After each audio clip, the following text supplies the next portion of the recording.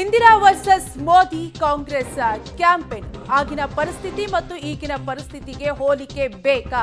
ತಪ್ಪು ನಡೆ ಹೊಡೆದು ಬಿಸಾಡಬೇಕಿತ್ತು ಅಂತ ಕಾಂಗ್ರೆಸ್ ಹೇಳ್ತಾ ಇದ್ದು, ಈಗ ಪಾಕಿಸ್ತಾನಕ್ಕೆ ಕೊಟ್ಟಿರೋದೇ ವಿಕ್ಟರಿ ಅಂತ ಬಿಜೆಪಿ ಹೇಳ್ತಾ ಇದೆ. ಭಾರತ ಪಾಕಿಸ್ತಾನ ಕದನ ವಿರಾಮದ ಬಗ್ಗೆ ನಾನಾ ವ್ಯಾಖ್ಯಾನಗಳು ಈಗಾಗಲೇ ಶುರುವಾಗಿದ್ದು, ಐರನ್ ಲೇಡಿ ಇಂದಿರಾ ನಡೆ ಬೇಕು ಅಂತ ಕಾಂಗ್ರೆಸ್ ಕ್ಯಾಂಪೇನ್ ಅನ್ನ ಮಾಡಿದ್ದು, ಪಾಕ್ ವಿರುದ್ಧ ಗೆದ್ದು ಬೀಗಿದ್ದೇವೆ ಅಂತ ಬಿಜೆಪಿ ಕ್ಯಾಂಪೇನ್ ಮಾಡ್ತಾ ಇದೆ.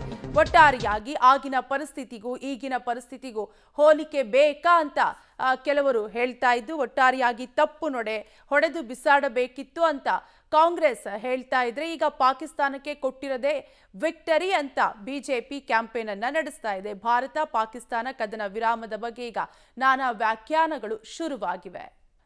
ಐರನ್ ಲೇಡಿ ಇಂದಿರಾ ನಡೆ ಬೇಕಿತ್ತು ಅಂತ ಕಾಂಗ್ರೆಸ್ ಕ್ಯಾಂಪೇನ್ ಅನ್ನ ನಡೆಸಿದ್ದು, ಈಗ ಹಾಗಾಗಿ ಆಗಿನ ಪರಿಸ್ಥಿತಿಗೂ ಈಗಿನ ಪರಿಸ್ಥಿತಿಗೂ ಹೋಲಿಕೆ ಬೇಕಾ ಅಂತ ಬಿಜೆಪಿ ವ್ಯಾಖ್ಯಾನವನ್ನ ಮಾಡ್ತಾ ಇದೆ.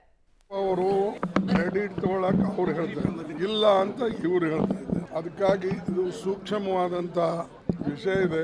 ಆಲ್ ಪಾರ್ಟಿ ಮೀಟಿಂಗ್ ನ ಕರೀತಾರೆ, ಕರೆದಾಗ ನಾವು ಇದನ್ನ ಮಾತಾಡ್ತೀನಿ. ನಿಮ್ಮ ಟೆಲಿಫೋನ್ ಟಾಕ್ಸ್ ಏನು ಅದು ಎಲ್ಲ ಅವಾಗ ಕೇಳೋಣ. ಇಂದಿರಾ ಗಾಂಧಿ ಅವರು ತೋರಿಸಿದಂತ 0.1% ಧೈರ್ಯವೂ ಸಹ ಈ ನರೇಂದ್ರ ಮೋದಿ ಅವರು ತೋರಿಸಿಲ್ಲ. ಕಾಂಗ್ರೆಸ್ ವರ್ಕಿಂಗ್ ಕಮಿಟಿಯು ಸಹ ಸಂಪೂರ್ಣವಾಗಿ ಜೊತೆಗೆ ನಿಂತಾಗಲೂ ಸಹ ಇವರು ಕ್ರಮ ತೆಗೆದುಕೊಳ್ಳಿಲ್ಲ ಅಂದ್ರೆ ಯಾವಾಗ ತೆಗೆದುಕೊಳ್ತಾರೆ? ನಮ್ಮ ಅಕ್ಕಪಕ್ಕದಲ್ಲಿ ಇರ್ತಕ್ಕಂಥ ಸಿಲೋನ್, ಬಾಂಗ್ಲಾದೇಶ್, ನೇಪಾಳ್ ಅಥವಾ ಮಾಲ್ಡೀವ್ಸ್ ಯಾರೂ ಸಹ ಜೊತೆಗೆ ಬರಲಿಲ್ಲ. ಈ ರಾಜತಾಂತ್ರಿಕ ವಿಚಾರದಲ್ಲಿ, ವಿದೇಶಾಂಗ ನೀತಿಯಲ್ಲಿ ನಾವೆಲ್ಲರೂ ಎಲ್ಲೋ ವಿಫಲರಾಗಿದ್ದೀವಿ.